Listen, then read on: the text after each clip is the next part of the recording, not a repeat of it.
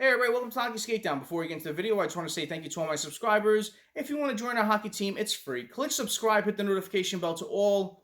Thank you all so much, and let's get started. So I want to do a video on Patrick Kane. There's been a lot of talk about him the past couple of days, involving the Edmonton Oilers, involving the Toronto Maple Leafs. So I want to do a video on this as Frank Seravelli has dropped three teams that are possible destinations as far as three preferred destinations for Patrick Kane. So please stay with me throughout. It should be a fun video. So Patrick Kane has still put up really good numbers at the age of 33 years old. He has no signs of slowing down. He's still a highly effective winger, and he can help any team become an instant cup contender. This past year in 2021-2022, he played in 78 games, scored 26 goals, 66 assists for 92 points. For his Hall of Fame, first ballot Hall of Fame career, he's played in 1,107 games, scored 430 goals, 750 assists for 1,180 points. So it's been no secret the Chicago Blackhawks are in a rebuild mode. We've seen what happened with them trading out Debrincat, with trading out Kirby, Dach. They're trying to acquire assets for a rebuild, and Patrick Kane's name and Johnathan Toews, I'm going to say, are two of the names that are next, possibly going to be out of the Chicago Blackhawks. So we'll see what happens. But Frank Seravelli said on the Daily Faceoff that the Kane situation is the same as July.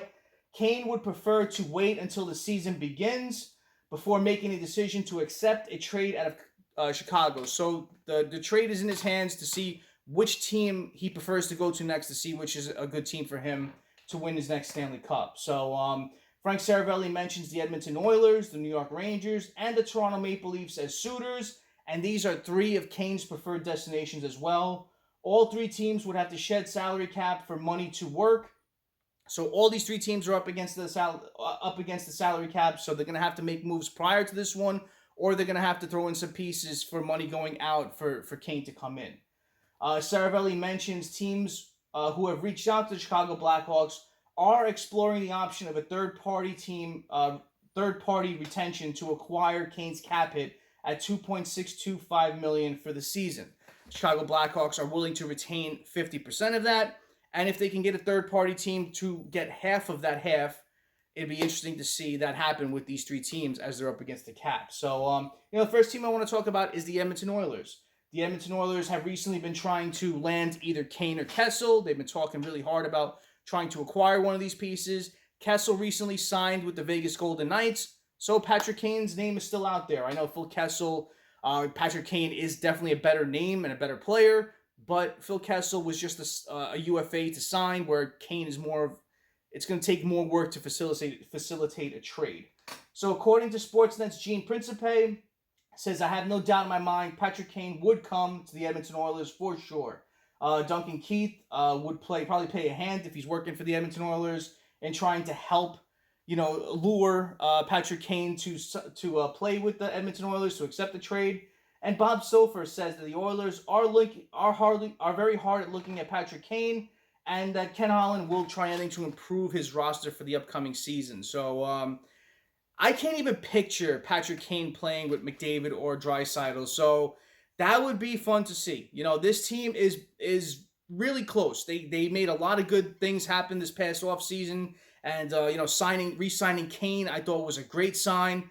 Got him at a good cap hit, and they can make this happen, but it's going to take some work. But can you imagine McDavid playing alongside Patrick Kane?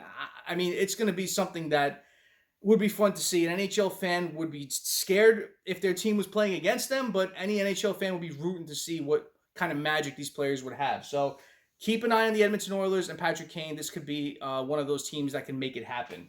The Toronto Maple Leafs, and Paul Bissonnette's been tweeting out hard that that Toronto Maple Leafs will get Patrick Kane. He tweeted out, "Welcome home, welcome aboard at 88, Patrick Kane." That was funny. But he really thinks that the Toronto Maple Leafs can acquire Patrick Kane, and he could play alongside his buddy Austin Matthews, which would be a treat to watch as well. They would be magic out there, and they would really do some damage. Patrick Kane is a playmaker. He can also score. Austin Matthews has been one of the best goal scorers in the league the past couple of years, so this can be just pure magic, and I would love to see it. But, they're up against the cap. You're hearing trade rumors again. involving Kerfoot and Hall. That can create some cap room. You heard Muzzin possibly being traded. That would create a lot of cap space. So there is options for it to happen. But I don't see it happening prior to the season. Like we said before, this is going to be something that happens leading up to the trade deadline. So can the Toronto Maple Leafs make this happen? But it's going to take a lot more to do this. It's going to take first-round picks, as the Chicago Blackhawks on a rebuild mode.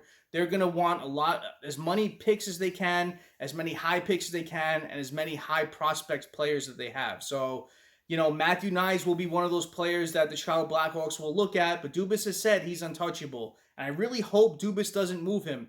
He looked impressive at the IIHFs playing for Team USA, and I hope they do everything they can to keep him. I think he's going to be a star forward for them down the line, and I hope they don't move him to get a rental in Patrick Kane. So, we'll see what happens, but definitely keep your eye on the Toronto Maple Leafs. I really feel like something could happen, but it'd be interesting to see Austin Matthews playing with Patrick Kane. I think that would be pure magic, so we'll see what happens.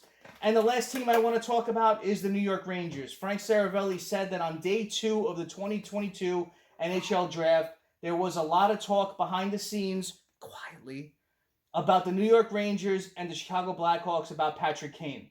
It didn't get far because Patrick Kane controls the trade of where he's going to go to next and wasn't ready. But make no mistake, the Rangers were one of the teams that were looking to try to get Kane and Panarin back together. So this would be another interesting thing. The New York Rangers are up against it, but they have a lot of young players in their pipeline, a lot of good prospects that they could include in trades alongside picks to really help this trade happen and make them stand out in the East, amongst one of the best teams in the league. So can we see Patrick Kane and Artemi Panarin reunited? That would be interesting to see, but we'll have to see and wait and see what happens with this. I don't think it's going to happen prior to the season starting. I think this is going to be something that happens either at the start of the season or leading into the trade deadline, as it would be less cap hit of it's for the team that's going to acquire Kane. So we'll have to wait and see what happens with this. But who do you think will acquire him? Do you think the Rangers stand a chance? Do you think the Edmonton Oilers or the Toronto Maple Leafs? Comment below and let me know.